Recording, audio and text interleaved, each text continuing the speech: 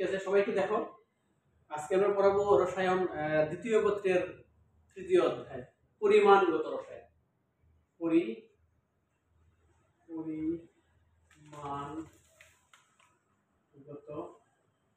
রসায়ন। এই চ্যাপ্টারটা পুরোটা হচ্ছে আসলে অ্যাকচুয়ালি ম্যাথমেটিক্যাল একটা চ্যাপ্টার। এখানে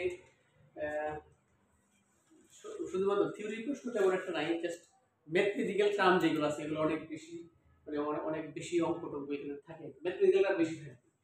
এখানে প্রথম যে পার্ট তিনটা ভাগে বিভক্ত। তো প্রথম ভাগটা আজকে আমরা একটু পড়াবো। প্রথম ভাগে আমাদের আছে মোল,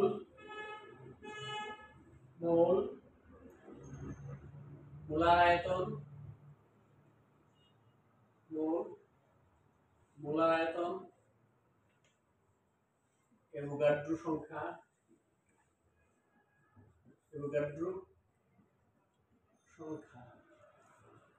বিষয়ক গণিত, গণিত বলতেছি ম্যাথমেটিক্যাল টার্ম আছে। আমরা এই টপিকগুলো ফার্স্ট আজকে পড়বো, ঠিক আছে? ম্যাথমেটিক্যাল যে টার্ম। তো আজকে আমাদের টপিক হচ্ছে, আবার বলতেছি, মোলার আয়তন এবং অ্যাভোগাড্রো সংখ্যা বিষয়ক মানে ম্যাথ। প্রথম অংশ হচ্ছে আমাদের মোল, যে মোলটা কেন আসছে কেমিস্ট্রিতে, মোল।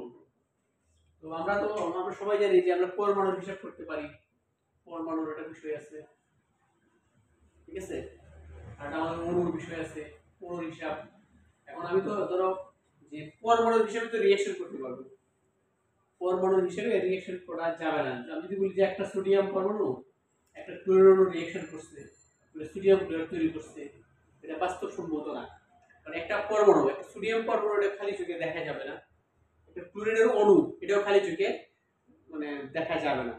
এটা একটা সোডিয়াম একটা ক্লোরিন একসাথে মিশালে রিঅ্যাকশন হইতেও পারে, নাও হইতে পারে, কারণ এটা অনেক অনেক ছোট, অণুর সংখ্যাটা হচ্ছে অনেক ছোট, সো এটা রিঅ্যাকশন হবে না।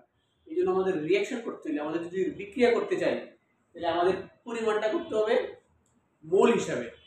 আর আরেকটা বিষয় হচ্ছে যে ধরো ধরো তুমি যদি 10 গ্রাম কোনো একটা কেমিক্যাল নাও আর কি, সাপোজ মনে করো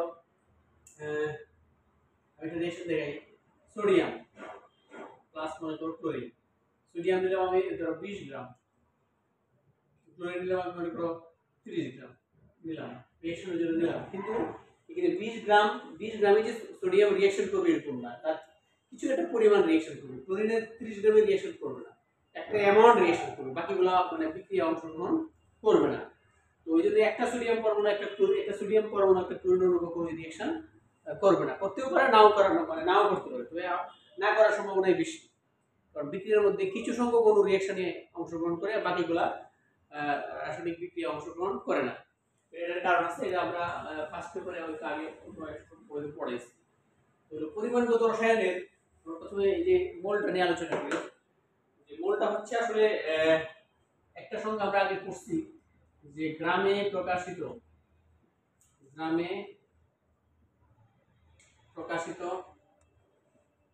পারমাণবিক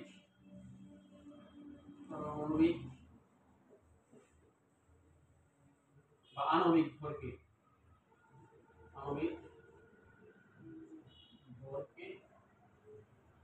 মোল বলে। গ্রামে প্রকাশিত পারমাণবিক বা আণবিক ভরকে কি বলে? গ্রামে প্রকাশিত কোনো মৌলের পারমাণবিক বা আণবিক ভরকে মোল বলে। আমরা এরকম একটা সংখ্যা আমরা 9 10 বা 8 পড়ছি।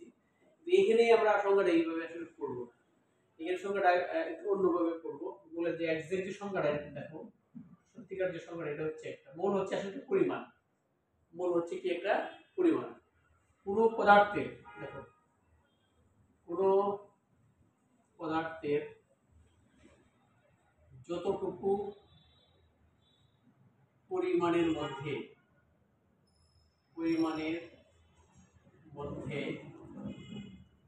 অ্যাভোগাড্রো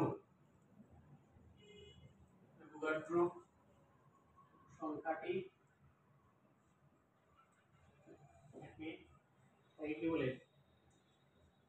মোল বলে। মোল হচ্ছে একটা পরিমাণ, হ্যাঁ, যে পরিমাণের মধ্যে অ্যাভোগাড্রো সংখ্যাটা থাকতে হবে।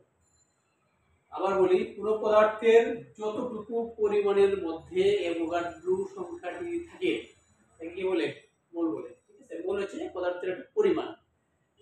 তো অণুর হিসাব বা পরমাণু হিসাবে রিঅ্যাকশন না করে আমরা মোলের হিসাবটা আনছি, এই জন্য মোলটা খুব ইম্পর্টেন্ট। এটা মোলের পরিমাণটা মোটামুটি একটা যথেষ্ট পরিমাণ থাকে, সো এটা আমরা রিঅ্যাকশনের ক্ষেত্রে চিন্তা করতে পারি।